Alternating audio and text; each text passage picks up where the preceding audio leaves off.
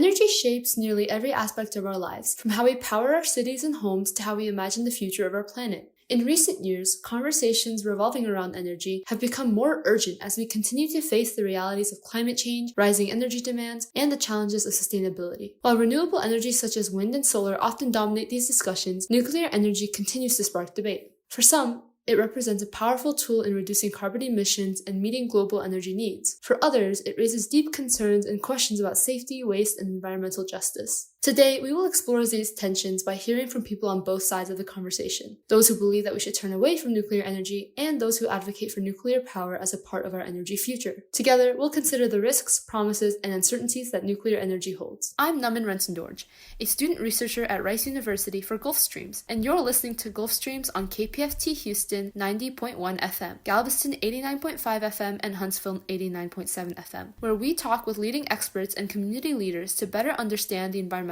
problems and potential solutions facing our community.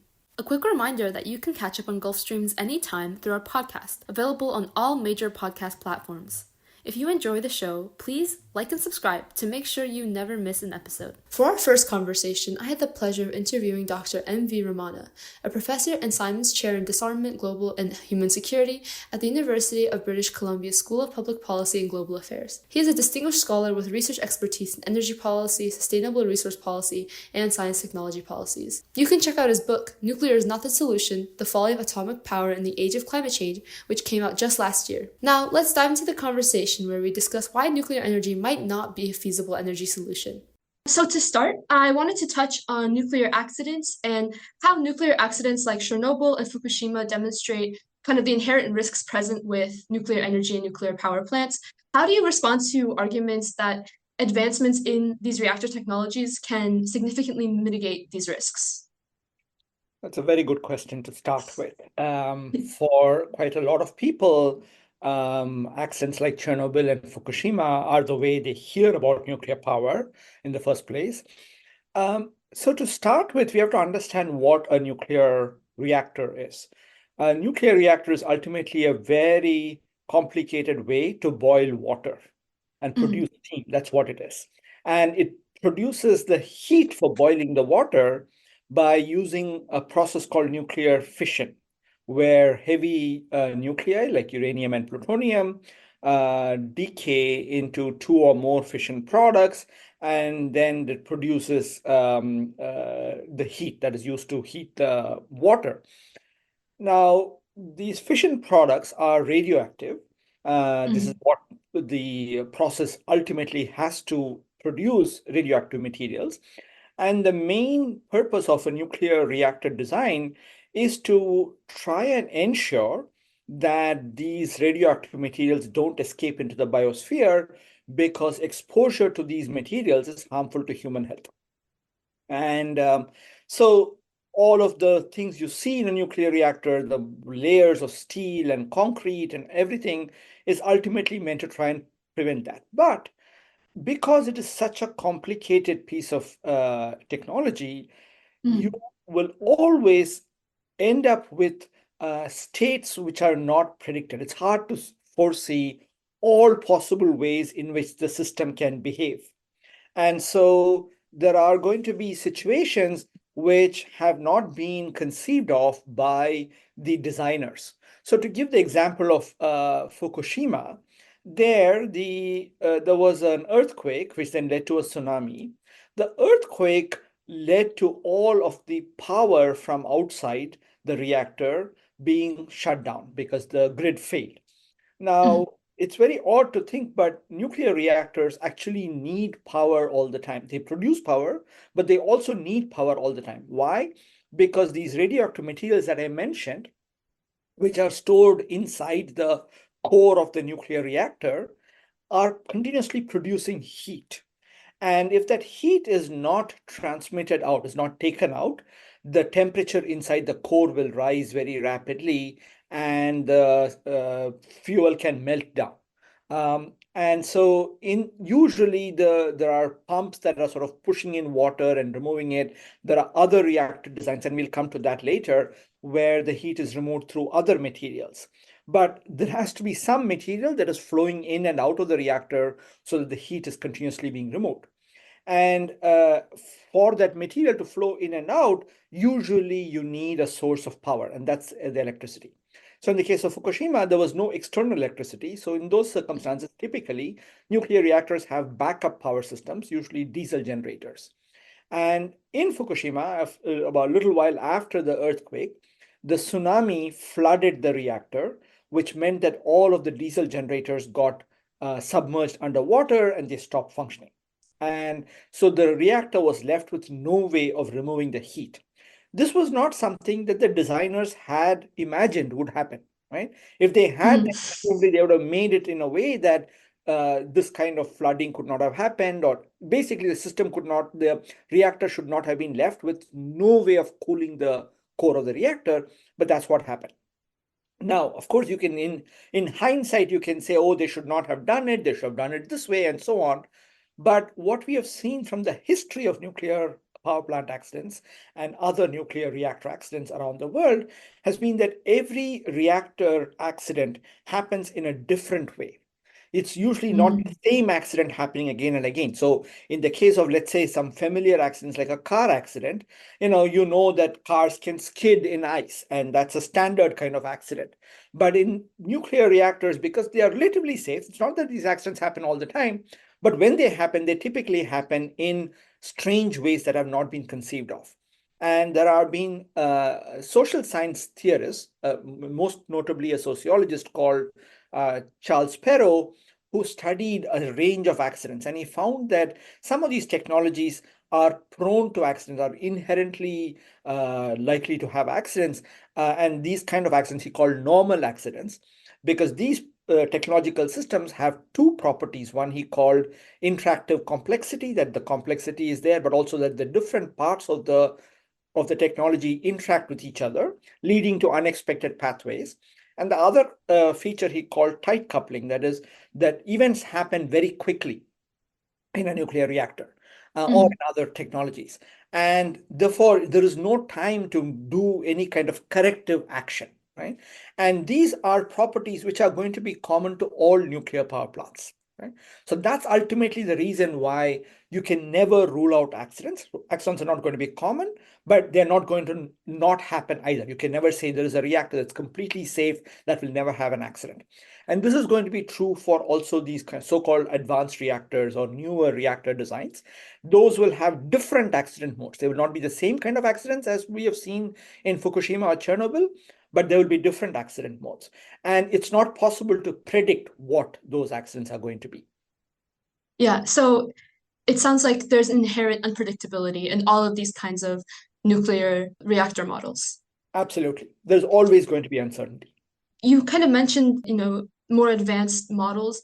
So kind of piggybacking off of the last question, how do you feel about the future of kind of people are mentioning now small modular reactors as kind of a new nuclear technology. So how do you feel about the future and feasibility of these small modular reactors? Yeah, another great question. So there are even people who are proponents of nuclear power will admit that there are four major challenges that nuclear power designers have to deal with.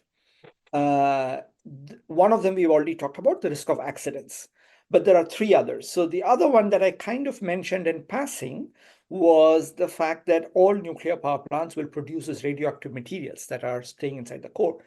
Even in the absence of accidents, you have to figure out what to do with it. This is the problem of nuclear waste or radioactive waste. And so far, there is no demonstrated solution for dealing with this radioactive waste. And the reason is that these wastes are hazardous for hundreds of thousands of years, if not millions of years. And you have to make sure that wherever you store this, it is not going to escape into the biosphere. And that's not possible. Again, in such long time frames, there are always going to be uncertainties. The few examples we have seen so the way the nuclear industry tries to deal with this is to essentially dig a deep hole and bury it there and hope for the best. They won't call it a deep hole, they will call it a geological repository. Sounds a fancy name, but that's essentially what it is. And there have been a couple of repositories, not for dealing with radioactive waste from nuclear power plants, but other radioactive materials. In the United States, there is the Waste Isolation Pilot Plant in New Mexico, WIP facility, which stores a certain kind of waste produced during the process of making nuclear weapons. And the US has a large nuclear weapons arsenal, as you might know. These materials were supposed to be stored in this WIP site safely for tens of thousands of years, but in 2014, less than 15 years of the site being commissioned, there was an accident. There was an explosion, underground explosion that led to plutonium being spread out and things like that. So if you cannot predict what is going to happen in 15 years, what are the odds that your predictions for the hundreds of thousands of years are going to be true? So that is the second challenge. A third challenge is also just what I mentioned, which is the linkage with nuclear weapons. There are lots of reasons why nuclear energy, the technology to make nuclear energy, is closely linked to the technology to make nuclear weapons, as well as the institutions that oversee nuclear energy or the promotion of nuclear energy are often the same institutions that also oversee nuclear weapons and the making of materials for nuclear weapons. So in the United States, it's the US Department of Energy. So it's the US Department of Energy has interests in both promoting nuclear energy and in maintaining nuclear weapons. And in any country, if they get access to nuclear power plant technology, they will automatically get a certain amount of capacity to make nuclear weapons, because the materials used in the nuclear reactor and the material that is produced in the nuclear reactor, namely plutonium and uranium fuel, can be modified to use in nuclear weapons. I am not going to go into all the details in the interest of time, but suffice it to say, any country that gets nuclear energy will automatically get a certain capacity. Whether that country chooses to make nuclear weapons or not is a political decision. But the technology helps them get there. Okay, so these are the three sort of undesirable aspects of nuclear energy. And the fourth challenge, and probably the one that the nuclear industry is most concerned about, is the problem of high costs.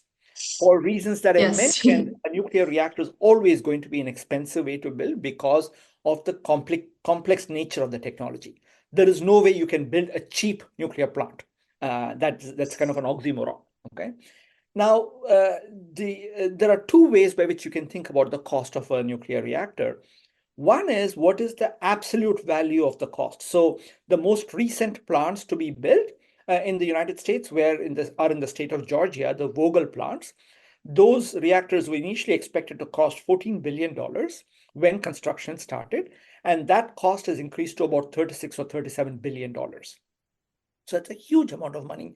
Even for the richest of the electric utility companies in the country, it is going to be a major problem. The way that these plants were constructed was because the Georgia legislature, and similarly, there was another one in South Carolina again, and there again, the South Carolina legislature passed on the costs to the ratepayers, to the customers in the state. And that's how this project got built. And in South Carolina, that project was abandoned after about $9 billion was spent.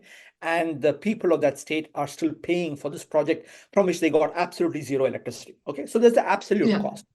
But absolute cost is only one aspect of it. The cost of power is a nuclear reactor also produces a lot of electricity. And so you have to divide it by how much electricity it produces. So that's the per unit cost, either in terms of per power capacity or in terms of per unit of electricity, kilowatt hours, megawatt hours. And again, if you look at the experience so far, the cost of nuclear electricity is the highest among all of the other sources, right? There are companies that regularly track this, and they find that nuclear power can be 4 or 5 times as expensive as solar and wind energy, which are the cheapest point. Now, how do small modular reactors fit here, right? A small modular reactor is basically a small reactor, meaning the power capacity is much smaller than a large reactor. And the cost of, therefore, the total absolute cost is probably going to be smaller. But the amount of power it will produce will be even smaller. And so the per unit cost for a small modular reactor is going to be higher than for a large reactor, right? And that will translate into higher costs per unit of electricity. So a SMR will not fix the economic challenges of nuclear power.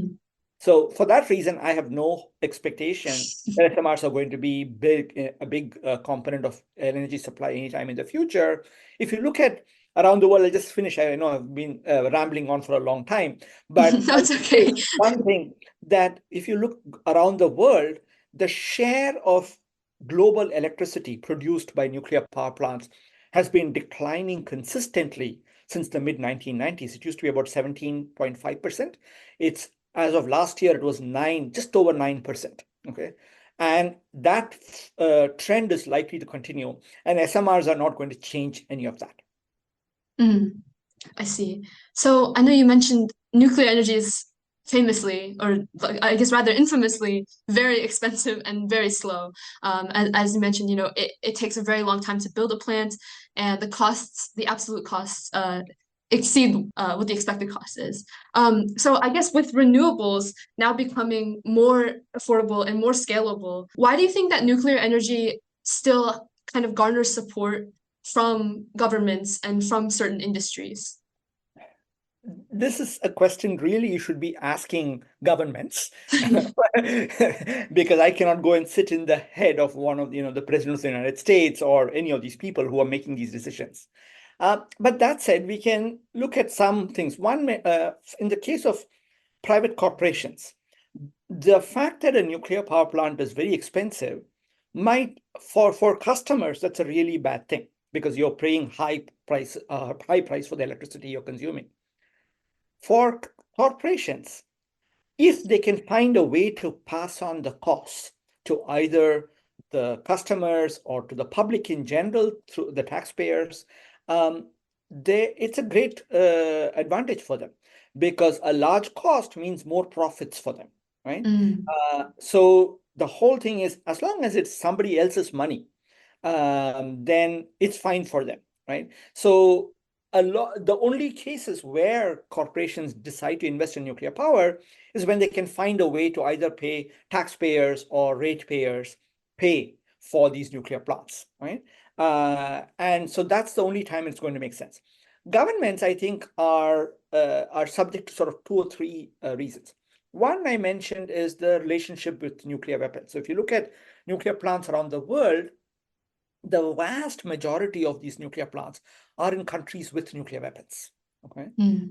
7 out of the 9 countries that have nuclear weapons have nuclear power plants, and the top 3 countries with nuclear reactors are the United States, China, and France, all of which have nuclear weapons. Right? And the 2 of them are very related, and we can see that in the United States itself, when the Trump administration came to power in 2017, there was a wave of sort of reports and other kinds of lobbying efforts aimed at persuading the Trump administration to support nuclear power because nuclear power was linked with national security, with the military, right, with nuclear weapons. And so that argument worked in the case of Trump. Okay. And in many other countries, again, in France, Macron was very clearly said, all of these are very important to him, having nuclear weapons and nuclear power. And they are both sort of the sources of France's military and other industrial power. Okay. And so that is a connection. The other thing is, of course, to do with how governments decide. So when the president has to decide, he has to turn to the Secretary of Energy to give him or her advice about what to do about energy. And these institutions are also in the business of promoting nuclear energy. So they are not going to be looking at the interests of the consumers to say, oh, we have to provide them with the cheapest possible electricity. Let's only incentivize building of renewables.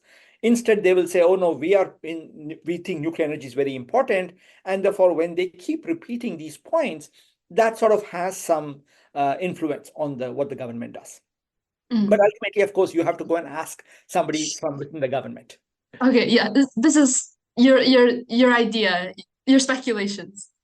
This is my informed speculation, if you like. Yes. But my final question is, given the challenges and risks that you kind of outline and you provide, what do you believe is the most viable and most equitable way to address sort of, the issues of energy and climate change while ensuring that we have energy security and while also minimizing kind of the environmental and human harm? Yeah. So, among all the energy technologies, it's now fairly clear that the ones which are not just the cheapest, but also probably the lowest environmental and human impact is from renewables like solar and wind. Uh, of course, solar and wind are not a panacea. They also have some impacts, and we have to be careful about how much energy we use in the first place. So I think society should be having conversations about what we use energy for, what we use material resources for, because we are living in a time when we are close to the limits of what the earth can accommodate, right? Mm.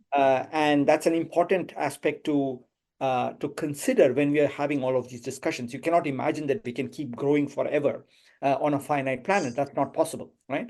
So there is definitely those larger conversations that need to be had. But given that, even with those conversations, we have to produce energy in some fashion, and renewables seem to be the best way.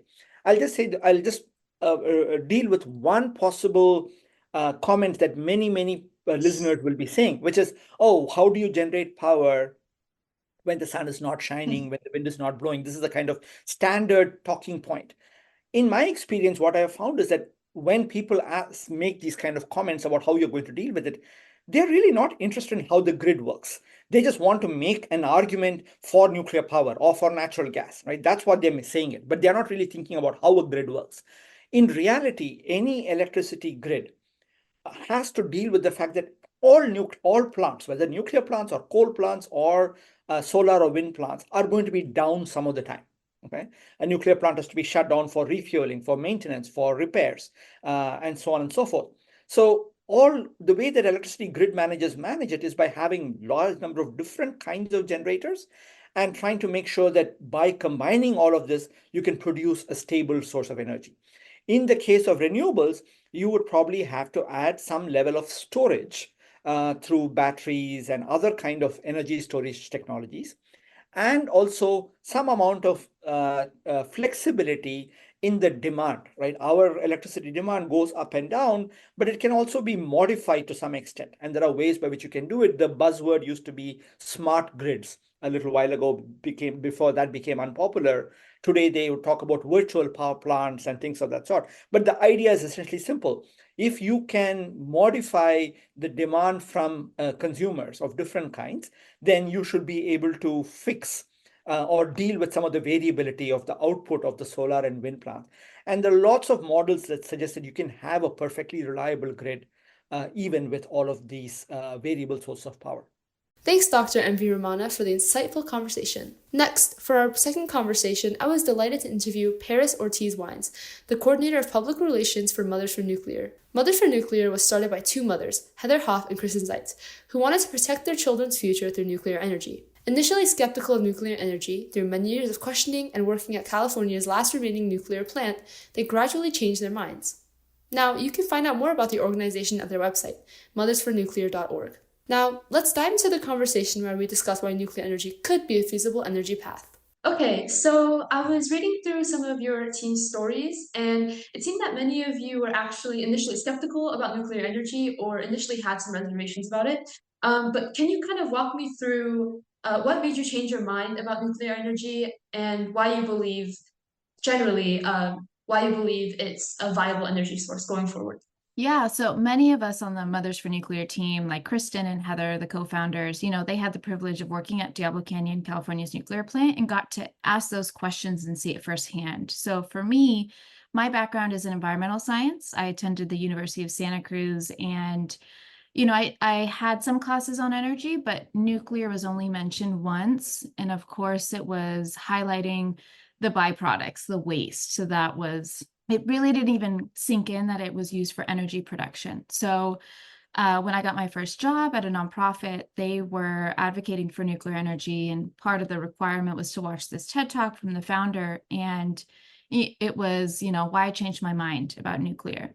And for me, as one that wants to limit our impact on the environment, on our Earth, to mitigate, of course, climate change effects, for me, nuclear was a fresh slate. Like it's a clean, abundant, reliable energy source with minimal impacts and can provide vast amounts of energy, and humans need energy. And for all of these, cool solutions like desalination, or even like, let's say for small island nations, like incineration for trash, like ways to limit the, I guess impacts, for lack of a better word, you need energy. So for me, nuclear seemed to be a big solution that was missing. And of course, I was initially skeptical because of the waste. And I think when you hear radiation, radioactive, thousands of years, hundreds of years, it's so scary. And I had never been to an energy producing facility. So I got to visit one in Arizona, Palo Verde, that used to be the biggest nuclear plant in the States or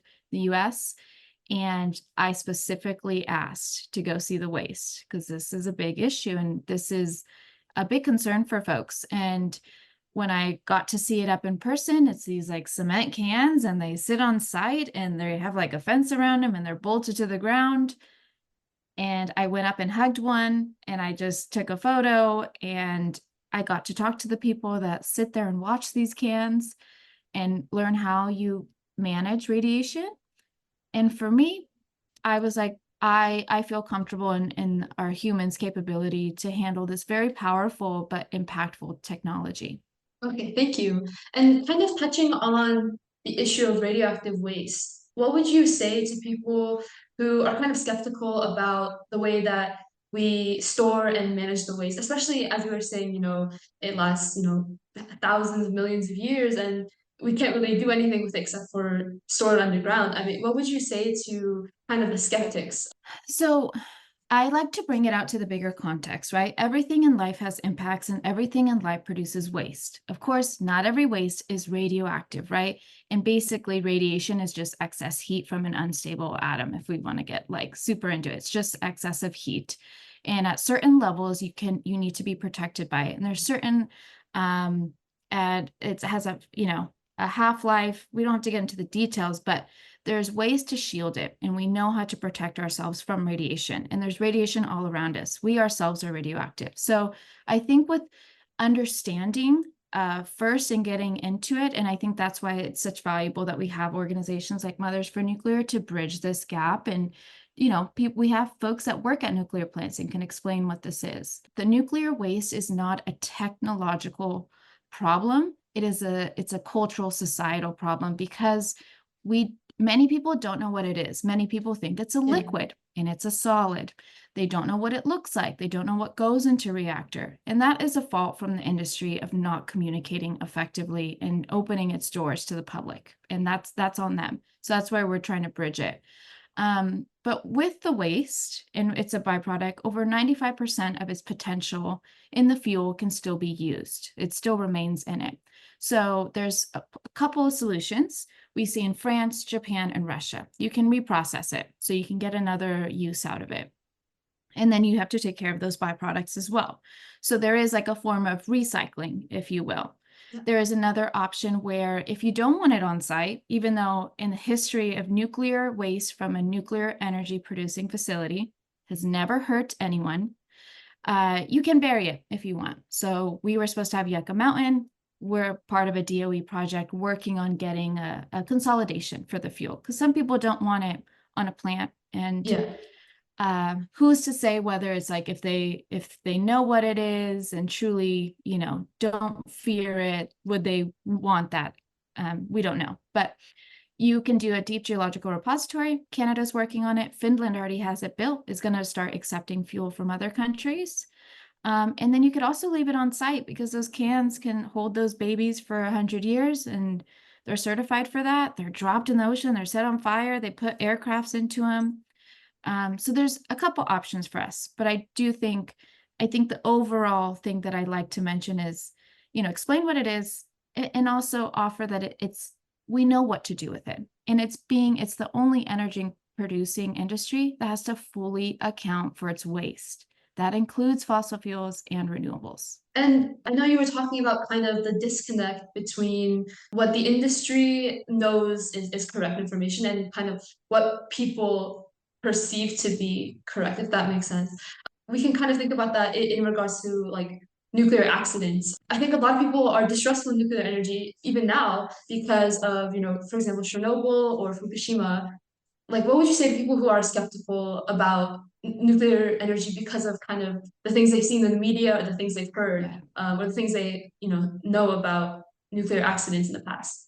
Yeah, I would say I remember Fukushima, like 2011. I remember CNN coverage of it and seeing people being, separated by like thin film plastic. And I remember a distinct image, a woman, and then her dog was on the other side. And it is very scary.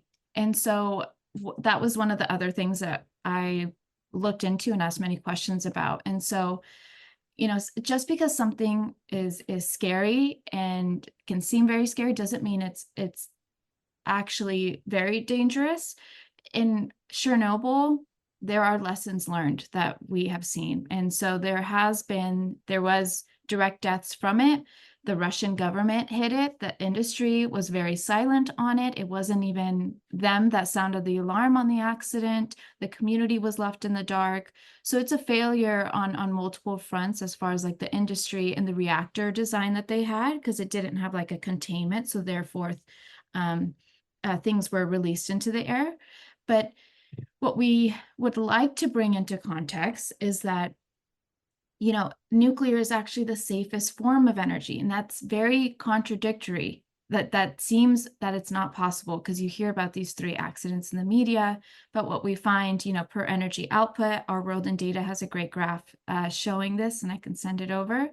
But, Chernobyl, there's a UN study and they continue to monitor it. And the deaths that were initially estimated did not become realized. And that's not to say that it's not scary and that there isn't risk. It's just to say that I think with the media, the silence from the industry, it overinflates these effects, and it does a disservice to community and citizens to know the true effects of what these accidents were.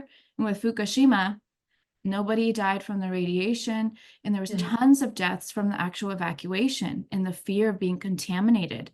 But we forget that thousands of people died from the actual earthquake and tsunami. That was the true devastation. And I think it takes away from those deaths, because you're not, and sometimes in TV it's like glamorized, it's like and overinflated for entertainment. And I don't think that's correct. And other plants in Japan were hit by the same earthquake and actually served as shelters for folks. So I think that is like such a cool fact. And it's not to say that there isn't risk and we shouldn't evaluate it, but they have been overinflated, and it makes it super scary for folks. So, and we validate that, because I was scared as well. And I was like, whoa, my God, the risk, Fukushima, I'm on the coast, I'm in California. So it's kind of, there exists risks, but they've been kind of conflated in the media, or at least.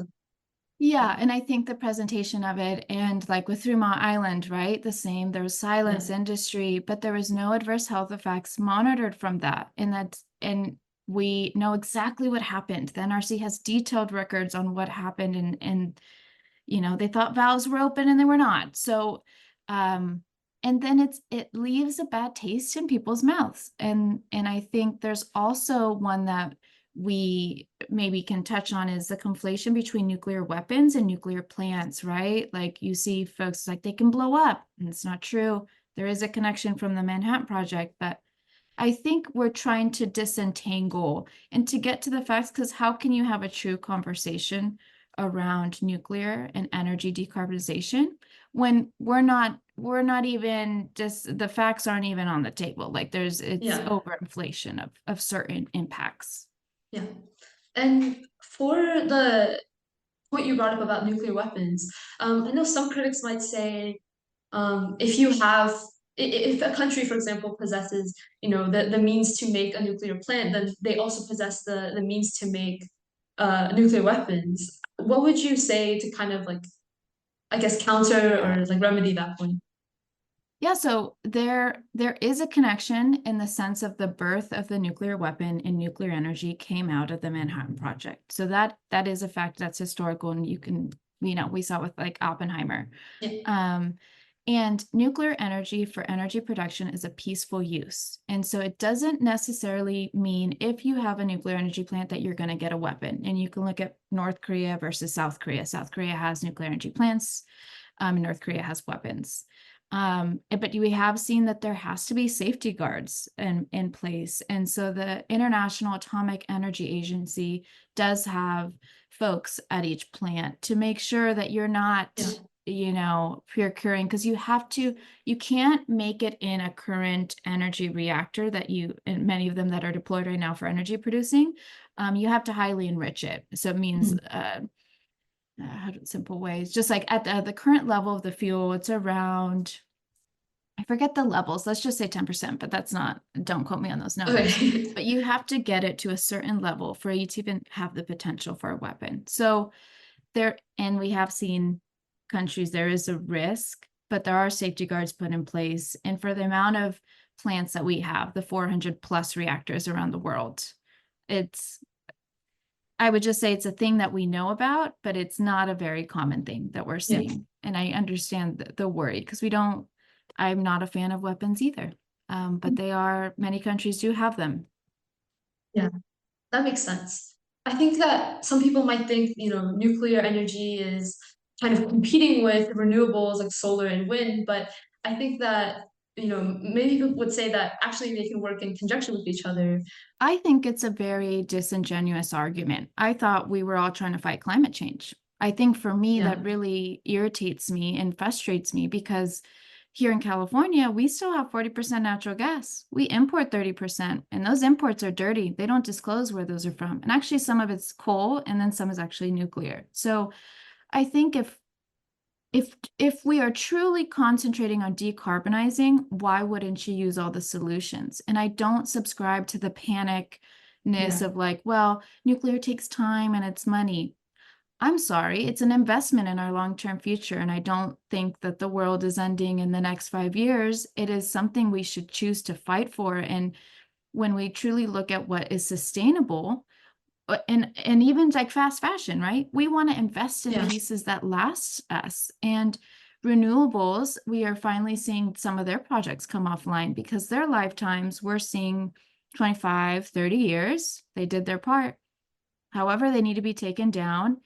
And of course, wind and solar versus nuclear, they are easier and faster to put up. However, the energy output is not the same. They are not producing 24/7. And they rely on backup, which is just a fact. And that's why we're building a lot of battery storage. So I think if we are truly fighting climate change, why would we pit clean energy sources against each other? And if we're currently looking at the global landscape, nuclear is the second largest source of clean energy. The first one's hydro.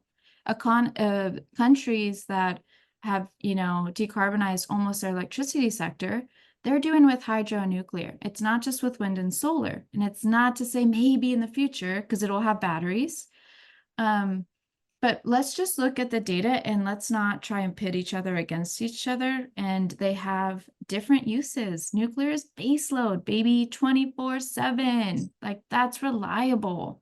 Final point, France does have some renewables and nuclear, and you could load follow if you choose to do that. And smaller reactors coming out can be used for other, like hydrogen production or desal, if you don't want to put the energy on the grid. I just think, come on, guys, let's be imaginative. Why are we even limiting ourselves? In the US, right, we stopped building for a multitude of reasons, right? Environmental pushback, as well as just like cost overruns and budgets. We were just choosing all these different reactors. We weren't standardizing like what France did. So there is an argument, and I think there's a fair critique that, us advocates have for the industry is like, pick a design, standardize the design. What we saw in Georgia, the design wasn't done. So therefore they've learned all the hard lessons. And it is a large upfront cost. And we are seeing now this past year, 14 major bank institutions saying that they're open to financing nuclear. And that has never been seen before. And financing is a big piece. So nuclear does have a large upfront cost, but these babies can operate 60 to 100 years, guys. The NRC is looking at, licensing to 100 years. That is providing 100 years of clean, reliable power, as well as multi-generational jobs, right? We also forget the human capital. And you don't need to be a nuclear engineer. Actually, many of them are not at a nuclear facility. I could go work and become an operator with the adequate training for years. And these are high-paying jobs. So financing mechanisms will need to be, I hate the word innovative, but they do need to be looked at in a different way.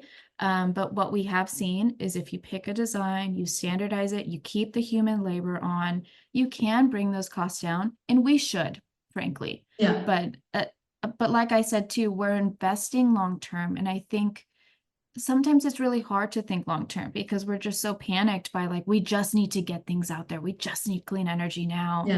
But projects are taking a long time now because of transmission. And these are newer technologies like the battery storage. We're having a lot of, certain fires with them. So we're figuring it out.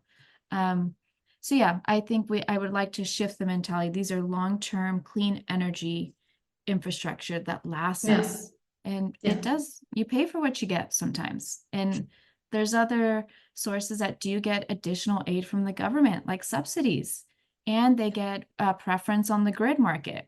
So there is mechanisms that have allowed for us to deploy such renewables if we're just looking at it, full. Natural gas can turn off and on, that's easier for them. I would like to urge teachers, educators, and even students to look into nuclear energy and to have it as a piece, because I think it did me such a disservice for me to not even have that option to learn about it. And I think when we're looking at the full picture, I think it's really easy to get bogged down in like black or white thinking, like we have to do all this, we have to do all that. And the world is not simple. We're not binary, we're multifaceted. The world is complicated.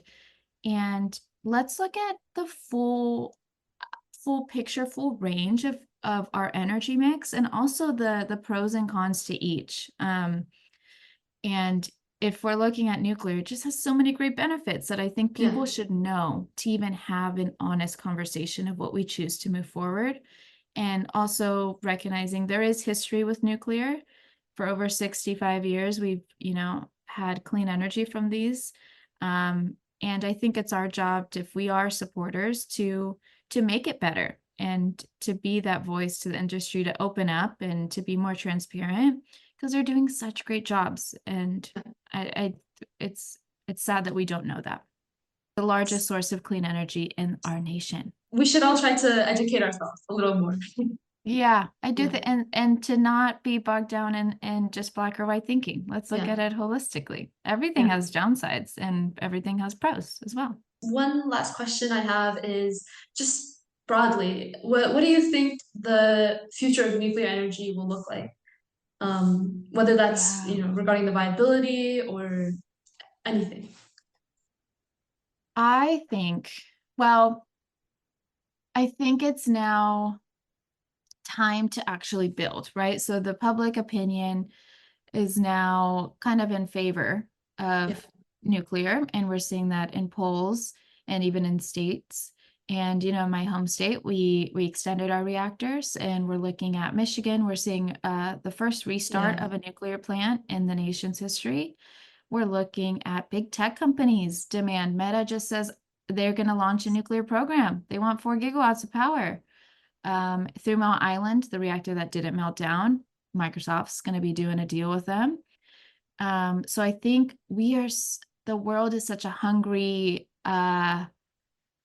for energy, and there's an argument of like, well, we should use less.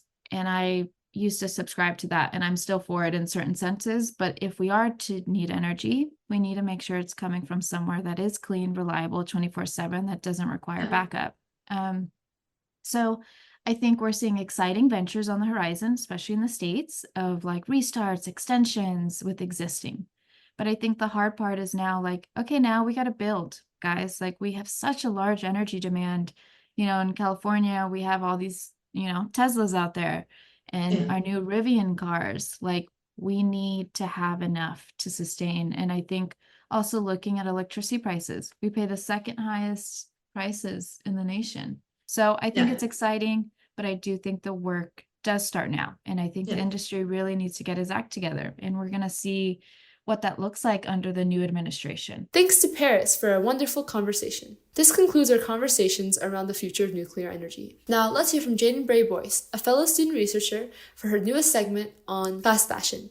Hey y'all, have you ever wondered what happens to the clothes that you throw out in the trash? Where exactly does it go? Does it end up in an incinerator, beaches along an island nation, or somewhere different altogether? Though we may not have all the answers regarding what's happening to all of our discarded clothing across the world, single-use clothing items in fast fashion is becoming increasingly burdensome globally. Therefore, today we're going to discuss what exactly fast fashion is and why it's so popular. We're then going to dive into the impacts of fast fashion and how the Western world is greatly contributing to this problem. We'll then take a look at the environmental impact of the industry, as well as which places are facing the most environmental issues and who's producing the most problems for them. We will then end by brainstorming some potential solutions for this global issue. So to start, let's dive into what exactly fast fashion is. Essentially, fast fashion is a business model that involves the rapid production and distribution of inexpensive clothing and footwear to meet current trends. Fast fashion can include businesses like Zara, H&M, Shein, and Primark. Interestingly, in a CNN article, it was stated that the term fast fashion was first popularized in a 1989 New York Times article about Zara's first U.S. opening. The article describes Zara's goal of developing a design from concept to consumer in just 15 days. It should also be noted that another core factor for something being considered fast fashion is that the consumers are encouraged to view these clothing items as short-term that can be discarded after just a few uses. So now that we understand what fast fashion is, let's try to understand why it's so popular, especially in more recent years. In today's social media-driven age, where trends come and go faster than ever, it's no surprise that fast fashion has risen in popularity as people feel the need to stay current. Social media also promotes overconsumption, like does your water bottle really need its own purse? Anyway, fast fashion has become a staple in many people's lives, offering an affordable way to stay on trend. And honestly, who wouldn't find that appealing? A new winter wardrobe for less than the cost of one pair of high-quality jeans or leather boots does sound tempting. Fast fashion is also convenient. You can shop online, seeing thousands of articles of clothing at your fingertips without having to drive to the mall and peruse countless stores. The point is, I understand how many fall into this trap of fast fashion. Another reason fast fashion has become increasingly popular is the power that the younger generations now have access to. For instance, when my generation was growing up, or my parents' generation was growing up, having access to a credit card and online shopping was just not super popular. But now that there's an increase in child influencers, and while many children in their young teens aren't making a lot of money, fast fashion allows them to express some power and instant gratification when it arrives in the mail. We can also see that since the early 2000s, clothing sales have doubled annually, while the average number of times an item has been worn is decreasing by more than 30%. The consumption is going up, the wearing is decreasing, and the disposal is increasing, according to the Environmental Innovations Initiative at the University of Pennsylvania. So is what our parents really said correct? They don't make them like they used to? Maybe this goes beyond refrigerators and cars and expands into the clothing industry. So now, what makes fast fashion so popular in the Western world? Well, according to an article by Greenly, fast fashion has provided young consumers with the opportunity to follow fashion trends at an affordable price, and therefore has continued to skyrocket at the pace that it has been due to the opportunity to provide trendy garments at affordable prices. Moreover, in the age of Amazon Prime, next day or 2-day delivery, Uber Eats, and shopping services like Instacart, we have shifted to a culture that is heavily linked to instant gratification. For instance, when you buy an outfit off a fast fashion website, you satisfy that you purchase a trendy item at an affordable cost. However, you also receive gratification when the item arrives a few days later.